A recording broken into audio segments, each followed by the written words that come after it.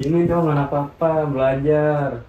Kamu apa-apaan ini, Res? Maksudnya apa-apaan ini nilainya 40? Mama kerja capek-capek buat biayain kamu ya, tapi kamu kayak gini. Di sekolah kamu ngapain aja? Lihat deh, nilainya 40. Lihat nih, ayah dan bunda capek-capek ngajarin kamu ya. Buat biayain hidup kamu. Tahu ya, jadi anak nggak pernah becus. Oh, kamu nilainya sekarang begini. Kenapa sih aku begini terus?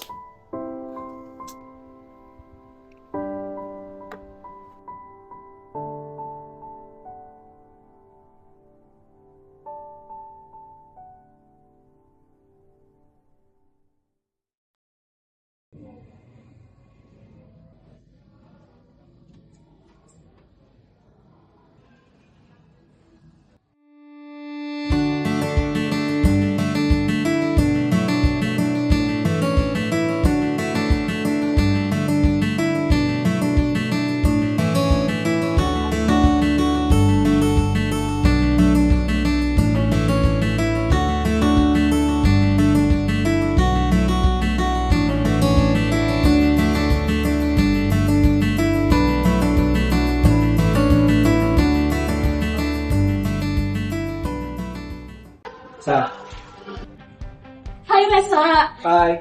kamu tahu nggak sih apa itu stres? Apa tuh? Jadi stres adalah kondisi di mana tubuh dan pikiran itu sinkron ketika mendapati tuntutan atau tekanan. Biasanya itu bisa datang dari luar atau konflik sosial, dan dari dalam itu pasti kita sendiri. Nah, ada dua macam stres tahu Resa? Apa nih? Jadi stres yang pertama itu stres positif. Itu bisa dikatakan stres eustress. Nah, di mana ketika mendapat tekanan kita menjadi semangat untuk mengerjakannya. Sedangkan stres yang kedua yaitu stres negatif atau distress. Ketika kita mendapat tekanan, kita justru sakit atau tidak bersemangat. Hai Resa, kamu tau gak sih gejala stres itu apa? Nah, di sini ada gejala pada pikiran. Gejala pikiran itu sulit konsentrasi, khawatir dirian, dan sering lupa. Nah, selain itu ada gejala pada perilaku, gitu. Kamu menarik diri dari lingkungan, menghindari tanggung jawab, dan kebiasaan yang tidak sehat seperti rokok, narkoba, dan makan junk food. Hai Resa, hai. Kamu tahu gak sih gejala stres pada fisik itu apa ya? Apa tuh? Yang pertama, gejala fisik yaitu sakit kepala, mudah lelah, dan sedang pada otot. Dan yang kedua, gejala emosional, terutama mudah emosi, gampang cemas, dan juga mudah tersinggung. Hai Res, Hai. kamu tahu gak sih dua penyebab faktor stres? Apa tuh? Nah, yang pertama itu faktor internal. Itu faktor internal itu dalam diri kita yang seperti pikiran negatif, seperti kamu overthinking. Lalu yang kedua perfeksionis, ingin selalu sempurna dan tidak mau kalah. Lalu yang ketiga kondisi fisik, seperti kamu kelelahan, kurang tidur dan lain-lain. Lalu dan emosi tidak stabil. Dan lalu yang kedua yaitu eksternal, dari luar diri, seperti keluarga, konflik dalam rumah tangga. Lalu yang kedua sekolah atau pekerjaan, lalu banyak tugas, deadline dan lain-lain. Lalu lingkungan sosial, pergaulan yang bebas, bullying dan lain-lain. Lalu yang ketiga masalah keuangan, seperti kebutuhan tidak tercukupi dan keliling utang. Hai Res, aku bakal kasih tahu kamu 7 tuh cara memanage stres. Untuk mana? Kamu harus tahu dulu tuh apa penyebab stres kamu. Yang kedua, tuh kamu bisa atur waktu kamu dengan baik dan saat kamu belajar. Lalu yang ketiga itu relaksasi. Jadi pas panas kamu istirahat, kamu bisa tuh mendengar lagu yang bisa bikin kamu tenang.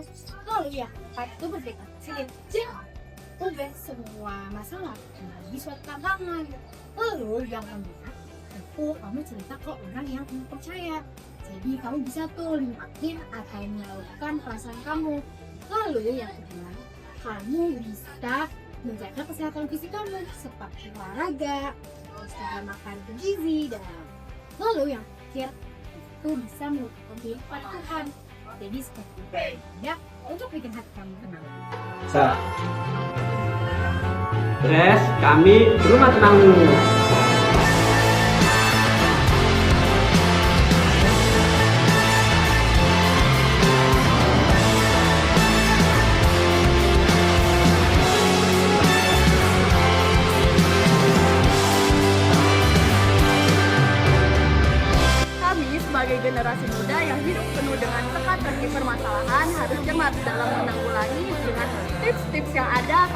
kesempatan berikutnya.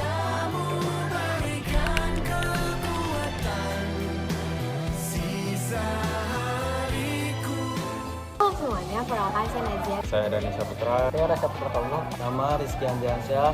Saya Muhammad Ilham Zubair. Saya Ratu Syarifah, Nur Kemala Sepatu Ulia, kelompok 6, kelas 11F. Kesan saya selama saya mengikuti kegiatan kurikuler, kesan saya adalah saya merasa senang karena saya dapat menambah pengalaman baru dan juga beradaptasi dengan teman-teman sebaya saya dan juga meningkatkan komunikasi juga. Lalu kesannya juga saya dapat menemukan diri saya dan juga dapat mengasah kemampuan potensi yang saya miliki juga dari mengenai ide dan juga konsep. Lalu untuk pesannya semoga kegiatan ini dapat bermanfaat bagi saya sendiri dan juga orang-orang. Lalu juga pesannya semoga untuk teman-teman dapat terus bersemangat dan jangan pantang menyerah. Pesan saya selama mengikuti kurikuler ini yaitu saya merasa sangat senang karena bisa berinteraksi dengan siswa baru lainnya dan menambah banyak pengetahuan baru tentang cara kerja di bidang ini. Dan melalui kegiatan ini saya bisa melatih kemampuan soft skill yang saya miliki seperti kemampuan berkomunikasi dan bekerja sama dalam tim. Pesan saya selama mengikuti kurikuler ini, saya merasa senang dan termotivasi. Banyak ilmu baru, pengalaman, dan teman yang saya dapatkan. Dan pesan saya, semoga kegiatan ini terus dilaksanakan dengan program yang kreatif, bermanfaat, sehingga peserta semakin bersemangat untuk belajar dan berkembang. Harapan saya berharap pengalaman ini menjadi bekal berharga untuk masa depan dan dapat menumbuhkan sikap disiplin, kerjasama, serta tanggung jawab yang lebih baik. Pesan saya selama mengikuti kegiatan kurikuler ini adalah saya merasa senang selama mengikuti kegiatan kurikuler ini karena dapat bersosialisasi sekaligus berinteraksi dengan teman-teman saya. Dan pesan saya selama mengikuti kegiatan ini adalah teman-teman dapat memanajemen waktu dengan baik dan benar. Pesan saya ikut ke kurikuler bisa bikin stres berkurang kalau dijalani dengan semangat. Nah, pesan saya semoga kurikuler terus ada dan membuat siswa berkembang sesuai yang diinginkan. Pesan dan pesan saya selama mengikuti kegiatan kurikuler ini apa aja sih? Nah, untuk kesannya awalnya itu cuma seperti pembuatan kelompok biasa. Namun ternyata kita diajak untuk berinovasi, berkembang dengan ide-ide kreatif, terus berinteraksi sama teman-teman yang dimana itu membawa dampak positif bagi saya dan teman-teman sekitarnya. Serta pesan saya yaitu ayo teman-teman tetap semangat, tetap sehat dan mengamalkan ilmu yang kita dapat di kurikuler kali ini. Seperti itu untuk menjadi generasi yang lebih aktif dan ceria. Terima kasih teman-teman. Dadah. Dadah.